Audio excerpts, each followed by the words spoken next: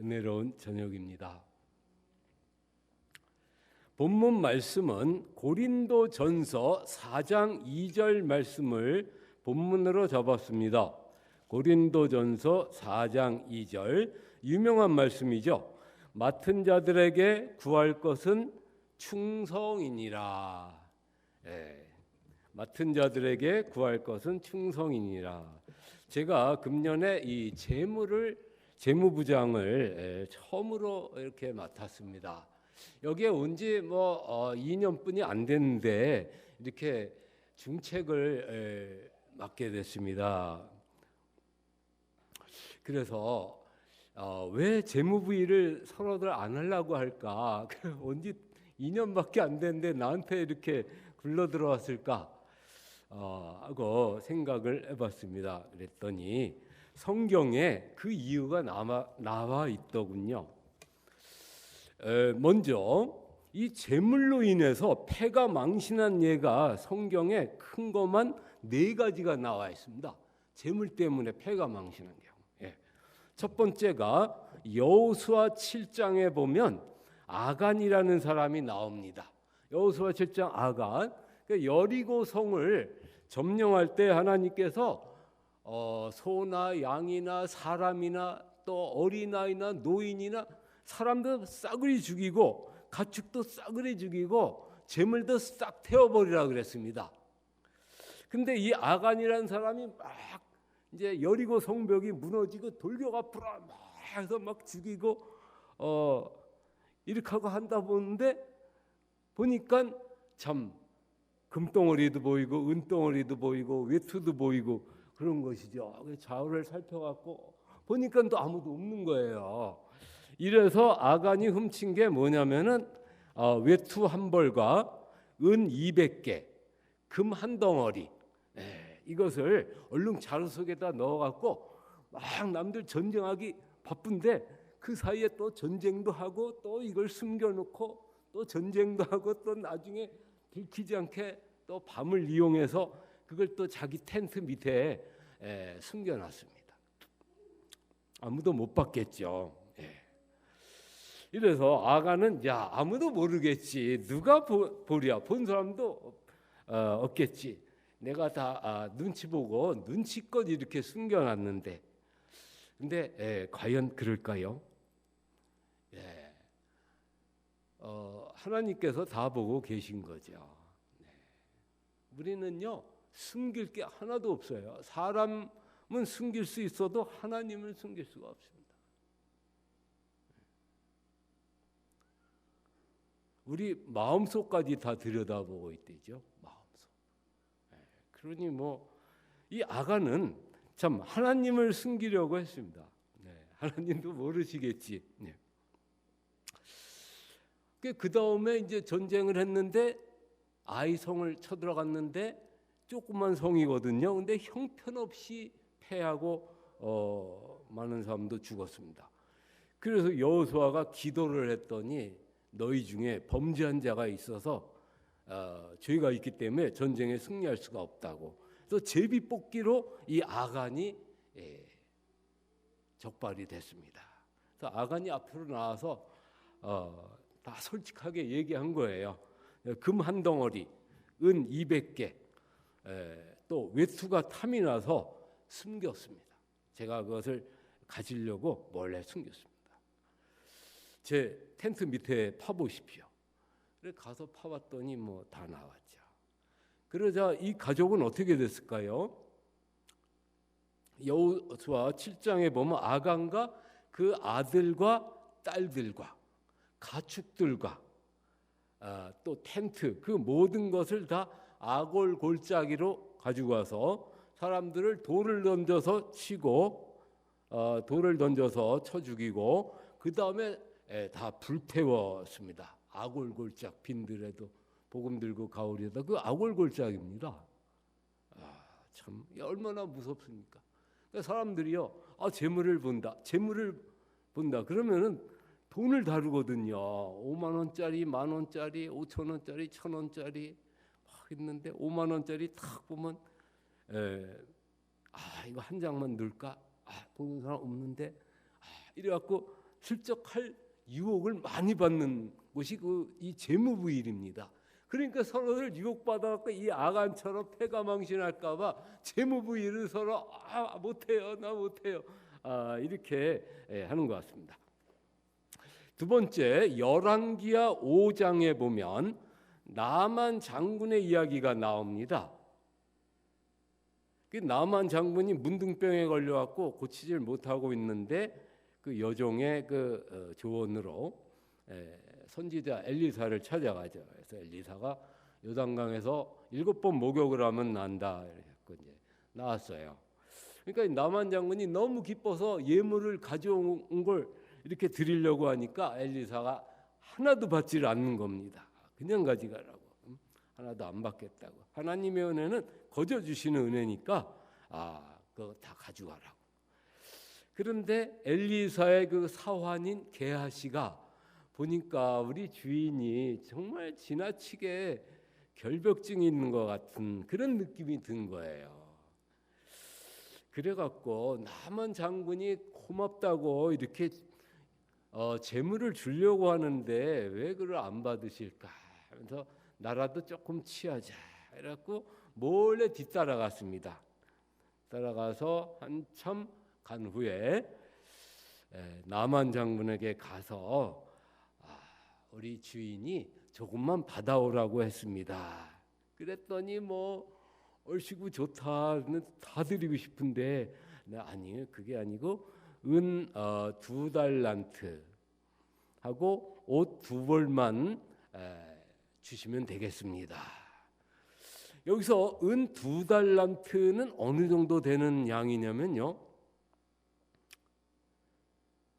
한 달란트가 27kg이라고 합니다. 약 27kg.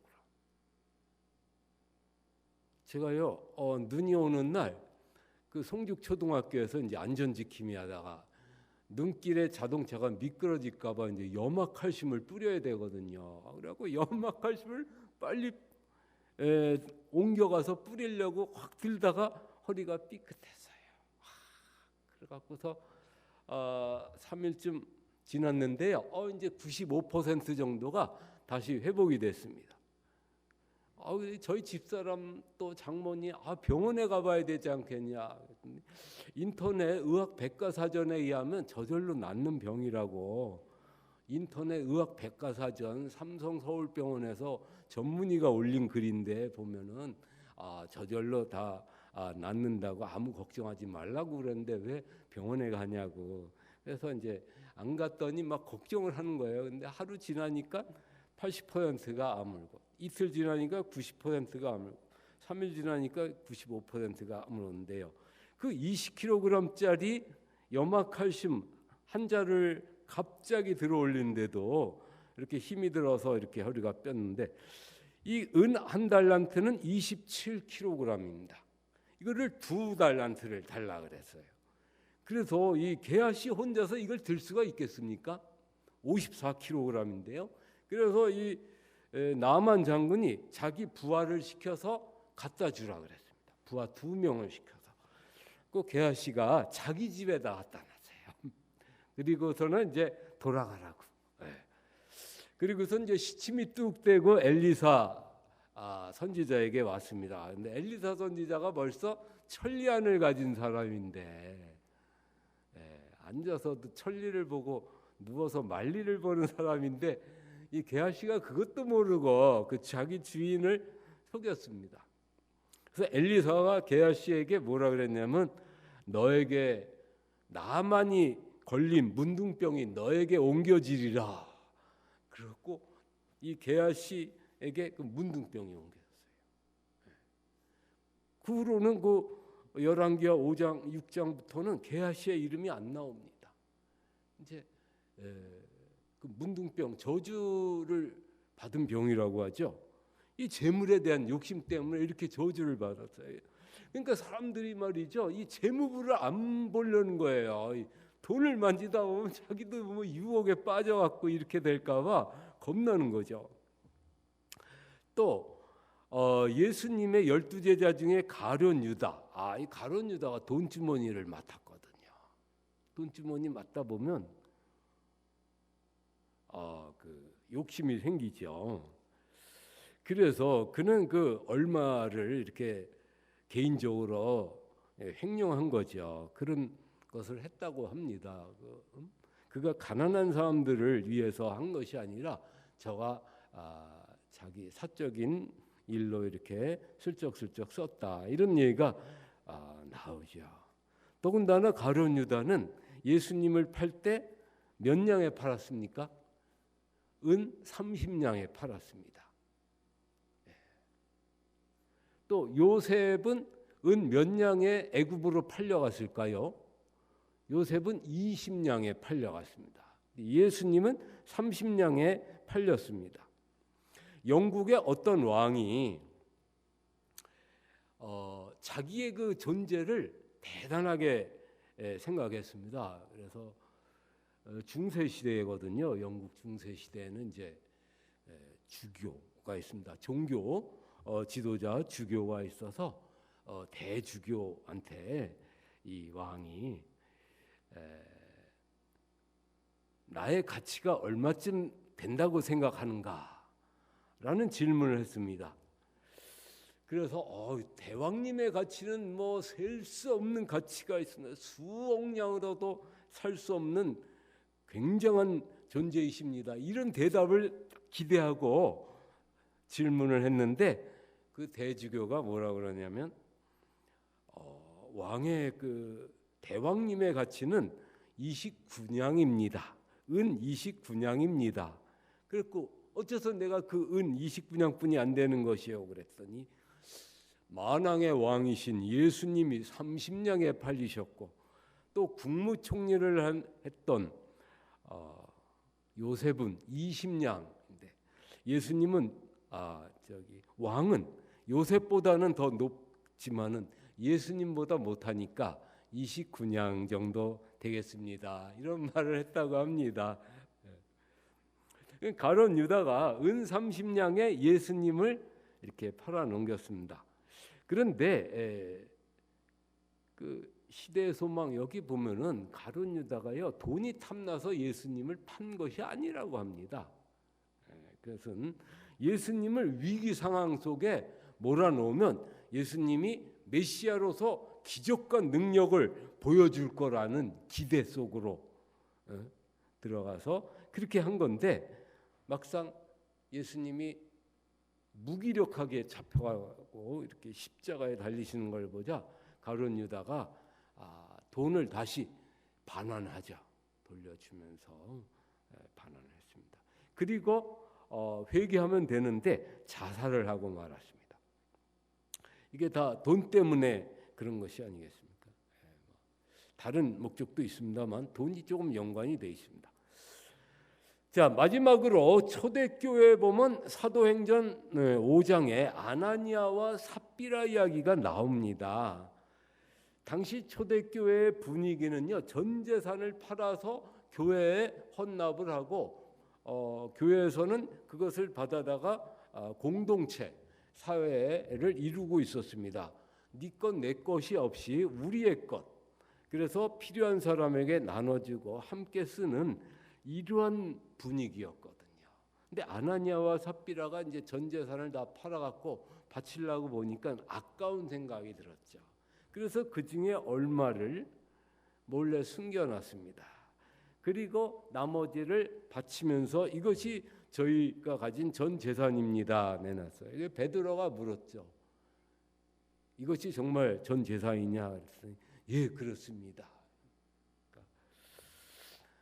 감히 베드로를 속이려고 했다니, 성령이 충만한 베드로를 속이려고 했다는 것 자체가 이해가 안 되죠.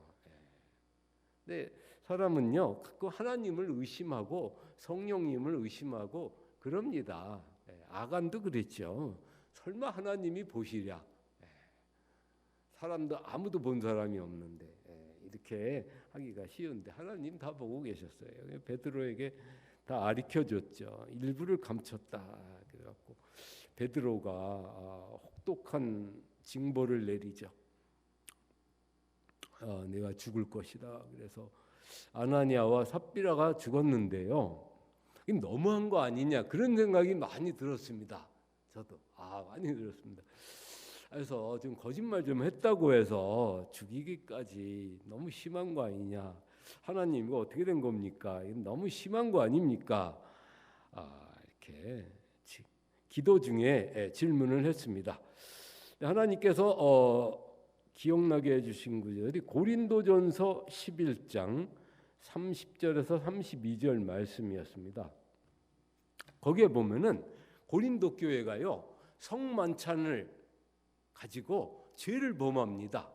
이 성만찬 예수님의 몸과 피를 몸속으로 받아들이는 아주 거룩한 의식인데 이 성만찬을 할 때에 자기 죄를 회개하지도 않고 그냥 음식 먹듯이 먹는 이러한 죄를 범했습니다. 그렇게 되자 고린도 교회에 너희 중에 약한 자와 병든 자도 많고 또 잠자는 자도 적지 아니하니라. 이 잠자는 자는 죽은 자를 말합니다. 이렇게 성만찬을 범하는 죄를 범하니까 병도 들고 몸도 약해질 뿐만 아니라 심지어 죽기까지 했습니다. 그 이유는 32절에 나와 있죠. 이는 주께 징계를 받는 것이라. 징계를 받아서 몸은 죽어도 영혼을 구원케 하려는 하나님의 그 거룩한 사랑 때문이었습니다. 하나님께서는 그 몸은 죽었지만 그 영혼은 구원되도록 이 징계를 가한 것입니다. 여러분 이 징계라는 말은 잘못한 것에 대한 그 하나님의 그 가르침이죠. 근데 고통이 따릅니다. 그렇지만은 징계에 고통이 따른다고 징계를 안 받는 게 좋으냐? 징계를 안 받으면은 사생아라 그랬습니다. 버리운 자. 하나님께서 받으시는 아들마다 성실히 징계하시느니라. 징계를 안 받는다고 하는 것은 고통이 없어서 좋지만은 하나님께 버림받았다는 겁니다. 잘못을 하고 죄를 졌는데도 아무런 하나님의 그 징계가 없다. 그러면은 그것은 더 무서운 일이죠. 그래서 하나님께서 사랑하는 자마다 징계를 하시느니라. 히브리서 12장 5절에서 말씀하고 있습니다. 그러므로 이 아나니아와 삽비라가 육체적인 죽임을 당하는 잠자는 이러한 징계를 받은 것은 아나니아와 삽비라를 사랑하기 때문에 이렇게 하신 것이다라는 응답을 제가 받았습니다. 그래서 아나니아와 삽비라는 천국에 갈 것으로 저는 믿고 있습니다. 자, 이상으로 교인들이 왜 재무부 일을 하려고 하지 않는지를 성경을 근거로 잠시 말씀을 드렸습니다. 저희 재무부 구성원은 제가 부장이고요. 부부장으로 이건태 집사님이 수고하고 있습니다. 이 씨가 지금 다 하고 있습니다. 이건태 집사님은 12년째 경력을 갖고 있고요. 저는 세원교회에 있을 때 7년간 재무를 본 적이 있었습니다. 이 재무의 내용을 보면 이제 헌금을 정리하고 또 장부에다가 기록을 합니다. 장부는 인터넷 프로그램 그 장부입니다. 그렇기 때문에 손으로 쓰는 것이 아니고 컴퓨터에 그 입력을 시키는 거죠. 서중환합회에서 관할하고 있습니다. 저희는 그냥 거기다가 입력만 시키는 겁니다. 또 지출 청구서를 제출하시면 이거를 검토해서 합당한가, 영수증이 있으면 정말 좋죠. 영수증 확실하고 이렇게 해서 지출을 하고요. 또 은행에 돈을 입금을 시키고 있습니다. 저희 현재 교회 자금이요 굉장히 많습니다. 세원교회에서 제가 7년간 재물을 받습니다만 거기서는요 아슬아슬했어요. 여윳돈이 뭐 한 300~400만 원뿐이 없었습니다. 항상 돈이 부족해요. 근데 여기 와 보니까 적금만 4천만 원. 4천만 원은 이제 적금으로 이렇게 쌓아놓고요. 그리고 운용자금 뭐 3,200만 원, 도르가 자금 뭐 900만 원, 이렇게 해서 좀 풍부한 이 자금을 갖고 있는데, 이 빨리빨리 참 써야 되는데 이 코로나 때문에 말이죠. 이 못 쓰고 있잖아요. 돈 많이 쓰는 데는요, 참 일을 많이 하는 교회가 돈을 많이 씁니다.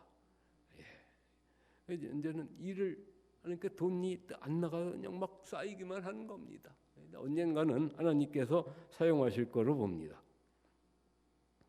그래서요, 이 재무부 일은 혼자서 하면 2시간에서 2시간 반 걸리고 2명이 하면은 1시간, 빠르면은 40분 만에 끝낸 기록도 있습니다. 40분. 손발이 착착 맞은 거죠. 이제 오류가 안 날 때. 이 장부하고 실제 금액하고 맞아야 되거든요. 그리고 이제 은행 통장 2개, 거기 잔액하고 현금하고 합친 거하고 장부의 그 잔액하고 이게 딱 맞아야 끝나는 거지. 이게 안 맞으면 이제 시간이 걸리는 겁니다. 그거 찾는 거죠. 4만 원 차이가 난다 그러면 그거 찾는데 30분 걸립니다. 자, 이렇게 일을 하고 있습니다. 보이지 않는 곳에서 일을 하고 있고, 하나님만이 우리를 알아주고 있습니다. 자, 그러면은 이 헌금을 다루다 보면은 이제 헌금에 대해서 자꾸 생각하게 됩니다. 그래서 어떤 헌금이 가장 많이 드린 헌금일까? 그랬더니 누가복음 21장에 가난한 과부의 2렙돈 낸 헌금이 모든 사람보다 더 많은 헌금을 했다고 하는 내용이 나옵니다. 그 부분을 잠시 읽어드리겠습니다.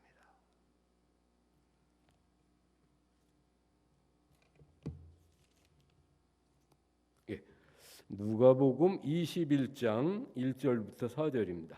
예수께서 눈을 들어 부자들이 헌금함에 헌금 넣는 것을 보시고 또 어떤 가난한 과부가 2렙돈 넣는 것을 보시고 이르시되 내가 참으로 너희에게 말하노니 이 가난한 과부가 다른 모든 사람보다 많이 넣었도다. 저들은 그 풍족한 중에서 헌금을 넣었거니와 이 과부는 그 가난한 중에서 자기가 가지고 있는 생활비 전부를 넣었느니라 하시니라. 우리 사람이야 모르죠. 예수님 하나님이시기 때문에 벌써 딱 보고 알았습니다. 그래서 평가를 해주시는데 2렙돈을 낸 과부가 가장 많은 헌금을 했다고, 천국에 가장 많은 헌금이 입력됐다고 말씀하고 있습니다. 자, 그러면 이 2렙돈이란 어느 정도 금액일까 하고 제가 인터넷으로 찾아봤습니다. 하루 품삯을 1데나리온이라고 합니다. 데나리온, 은 1데나리온은 하루 품삯인데요. 이 렙돈은 128분의 1 데나리온입니다. 데나리온을 128개로 쪼갠 그 한 부분입니다. 그래서 하루 품삯을 10만 원이라고 할 때 1렙돈은 약 800원 정도 됩니다. 그러니까 2렙돈이니까 1,600원 정도 되는 아주 소액입니다. 근데 예수님은 이 소액을 낸 이 과부가 다른 모든 사람보다도 더 많이 드렸다고 하고 있습니다. 그러므로 하나님께서는 그 액수를 보는 게 아니고 그 돈이 그 사람의 생활에 차지하는 그 비중을 보신다는 것을 알 수가 있습니다. 그 비중을 보고 평가를 해서 천국에 이렇게 재료로 올리겠죠. 그 재료를 가지고 그 사람이 살 집을 천국에 짓는다고 합니다.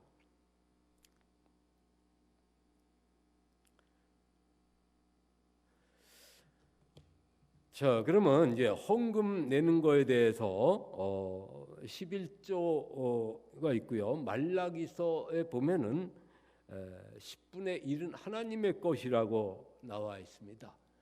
너희가 하나님의 것을 도적질 하느냐? 그래서 이 10분의 1은 하나님의 것으로 하나님께서 일할 능력도 주시고 일할 자리도 일자리도 주시고 했기 때문에 10분의 1은 하나님의 것이라고 합니다. 그래서 하나님의 것은 하나님께 구분해서 드리고요. 월정 헌금, 도르가 헌금, 또 생일 감사 헌금. 우리 교회에서는 감사 헌금이 많이 나옵니다. 가장 많이 나오는 것이 감사 헌금입니다. 매주 감사 헌금이 이렇게 많이 내는 교회가 북성교회 말고 또 있을까? 우리 세원교회에서는 감사 헌금이 뭐 두세 사람 정도 내고 없습니다. 뭐한 3, 40명 모여도 한 두세 사람이 감사 헌금 내지 여기처럼 뭐 10명, 15명, 20명이 뭐 감사 헌금 내는 걸 못 봤기 때문에 참 감사 헌금이 많이 나온다. 이렇게 많이 낸다. 이렇게 보겠습니다. 자, 그런데요. 제가 이렇게 보이지 않는 곳에서 이 헌금을 관리하는 것이 앞으로 장차 들어갈 이 내세 천국에서 어떤 보상으로 주어질까, 그것을 기도 중에 좀 찾아봤습니다. 고린도전서 3장 11절에서 15절에 나와 있더군요. 고린도전서 3장 11절부터 15절. 이 닦아둔 것 외에 능히 다른 터를 닦아둘 자가 없으니 이 터는 곧 예수 그리스도라. 만일 누구든지 금이나 은이나 보석이나 나무나 풀이나 짚으로 이 터 위에 세우면 각 사람의 공적이 나타날 터인데 그날이 공적을 밝히리니 이는 불로 나타내고 그 불이 각 사람의 공적이 어떠한 것을 시험할 것임이라. 만일 누구든지 그 위에 세운 공적이 그대로 있으면 상을 받고 누구든지 그 공적이 불타면 해를 받으리니 그러나 자신은 구원을 받되 불 가운데서 받은 것 같으리라. 말씀입니다. 우리가 교회를 위하여 봉사하는 것은 금이나 은이나 보석이나 나무나 풀이나 짚으로 이렇게 집을 짓는 것과 같습니다. 그런데 하나님께서 불시험을 한다고 하였습니다. 불로 시험을 하여 그 위에 세운 것이 불에 탄다면은 해를 받으리니 그러나 구원은 받는다고 했습니다. 불 가운데서 받는 구원이다 하는 것이죠. 많은 교회 봉사를 했습니다만 그게 다 불에 탄다면은 소용이 없다는 것이 되겠습니다. 그러면 어떻게 해야 불에 안 타는 그러한 봉사가 될 수 있을까? 여기 보니 금이나 은이나 보석으로 집을 세우면은 안 탄다고 했습니다. 그럼 금이 의미하는 게 무엇일까요? 금과 같은 믿음이죠. 금은 믿음을 상징합니다. 그러니까 봉사를 해도 하나님께 대한 그 믿음과 사랑으로, 하나님께 대한 감사와 믿음과 사랑으로 하면은 이것은 금과 같은 그러한 것이 돼서 불에 타지 않습니다. 또 은은 무엇일까요? 은은 은혜를 가리킨다. 저는 그렇게 생각합니다. 은혜. 하나님의 은혜로 이렇게 일을 하는 겁니다. 그냥 억지로 자기 능력을 짜내 갖고 없는 힘을 짜내서 하는 것이 아니라 하나님께서 주시는 능력과 은혜로 이렇게 봉사할 때 이것이 은과 같은 봉사입니다. 또 보석은 무엇일까요? 보석으로 이 터 위에 세운다. 이 보석은요, 원석을 깎고 갈고 닦아서 만들어지거든요. 원석 그 자체는 뭐 아름답지만은 뭐 어떤 형태도 없고 그냥 덩어리입니다. 그것을 깨뜨리고 또 쪼개고 갈고 닦고 해서 보석을 만드니까 이것이 의미하는 것은 성령님에 의해서 우리 자신의 자아가 깨지고 깨뜨려지고 자아가 부서지고 깨지면서 우리의 자아는 죽고 이제 예수님만이 드러나는 이러한 봉사를 가리킨다고 보고 있습니다. 그래서 봉사를 할 때 자아가 깨지지 않으면요, 하나님께서 받으실 리가 없습니다. 이 자아가 섞여 있는 봉사, 이것은 받으실 수가 없어요. 이 가인의 봉사가 그랬습니다. 가인이 가져온 거는 이건 내가 노력을 했습니다. 이렇게 많은 농산물 하나님 가져왔습니다. 받아 주시옵소서. 근데 받아주질 않습니다. 가인의 그 자아가 들어가 있기 때문이죠. 근데 아벨은 양을 가지고 와서 하나님의 명령대로 양을 가지고 와서 저는 죄인일 뿐입니다. 이 양의 죽음으로써 저의 죄를 사하여 주시옵소서. 나는 죄인일 뿐입니다. 제가 한 일은 죄밖에 없습니다. 이렇게 죄인으로 하나님 앞에 왔을 때 아벨은 의롭다함을 얻었습니다.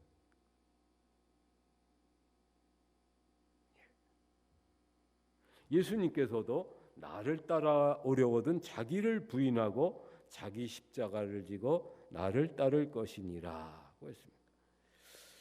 나보다 자기 자신을 나보다 더 사랑하는 자는 내게 합당치 아니하니라고 했습니다.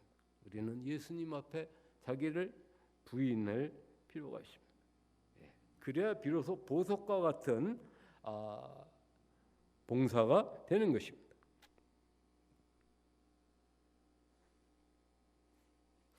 어느덧 시간이 이렇게 많이 흘러서 8시 10분을 가리키고 있습니다.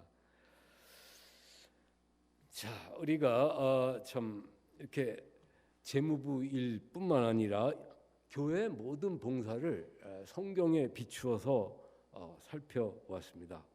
이 갈라디아서 6장 7절에 의하면 하나님은 만홀히 여김을 받지 아니하시나니 사람이 무엇으로 심든지 그대로 거두리라고 하셨습니다. 하나님은 만홀히 여김을 받지 않으신다. 이 말은 하나님은 다 보고 있다는 것입니다. 우리 마음속까지 다 들여다보고 있는 것이죠. 사람은 속일 수 있어도 하나님은 속일 수가 없는 것입니다. 우리는 하나님 앞에 늘 회개하는 마음으로 이렇게 살아야 되겠습니다. 육체를 위하여 심는 자는 육체로부터 썩어질 것을 거두고 성령을 위하여 심는 자는 성령으로부터 영생을 거두리라. 갈라디아서 6장 8절 말씀입니다. 그래서 오늘날을 육신적인 봉사, 육체를 위하여 이렇게 하는 이런 일이 많다고 봅니다. 그러다 보면 성령을 따라하는 봉사가 무엇인가 이렇게 생각이 들죠. 그래서 저도 이 부분에 대해서 기도를 했습니다. 요한계시록 3장 14절부터 21절까지의 말씀을 주셨습니다. 요한계시록 3장 14절부터 21절까지 말씀을 라오디게아 교회 사자에게 편지하라. 아멘이시여 충성되고 참된 증인이시여 하나님의 창조의 근본이신 이가 이르시되 내가 내 행위를 아노니 내가 차지도 아니하고 뜨겁지도 아니하도다. 내가 차든지 뜨겁든지 하기를 원하노라.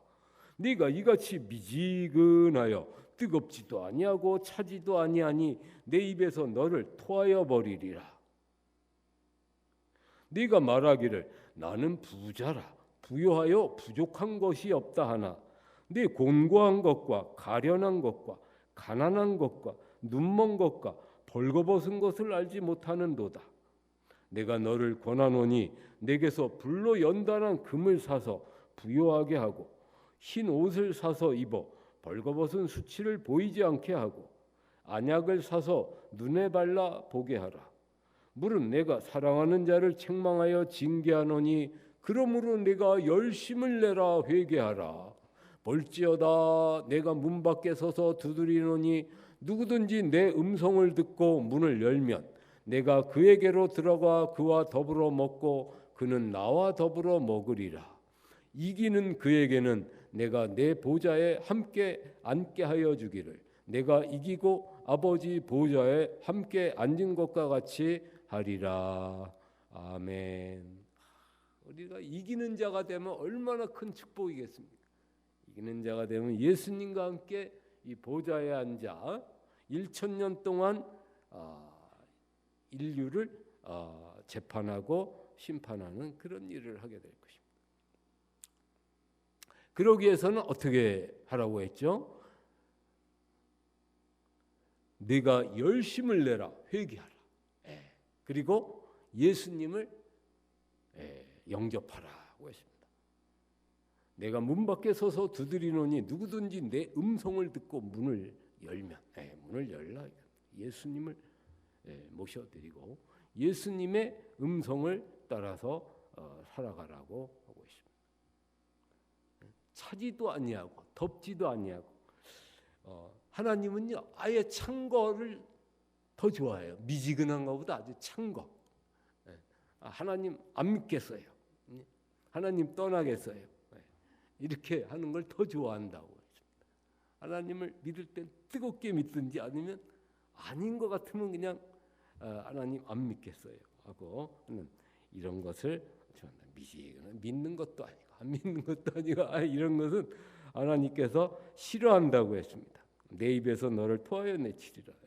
미지근한 것은 싫어한다고 해서 우리는 뜨겁든지 차든지 둘 중에 하나로 이렇게 하라고 하셨습니다. 자, 그러면은 우리가 어떻게 하면 뜨겁게 살고 또 이기는 자가 되어서 하나님 보좌에 예수님과 함께 앉을 수 있을까요? 성령으로 충만해져야 됩니다. 인간의 힘으로는 안 됩니다. 성령 충만 없이 인간적인 능력으로 해봐야 얼마 되겠습니까? 지치죠. 우리는 기도를 함으로써 하나님의 성령으로 충만함을 받아 그 능력으로 봉사를 해야 되겠습니다. 그리고요, 하나님의 일이니까 걱정하거나 염려하지 말고 하나님께서 하시도록 맡겨야 되겠습니다.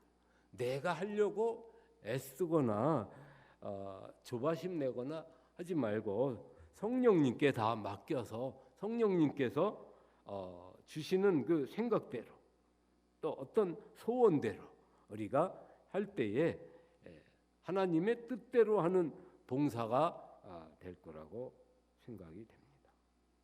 이상으로 모든 말씀을 마치겠습니다. 감사합니다.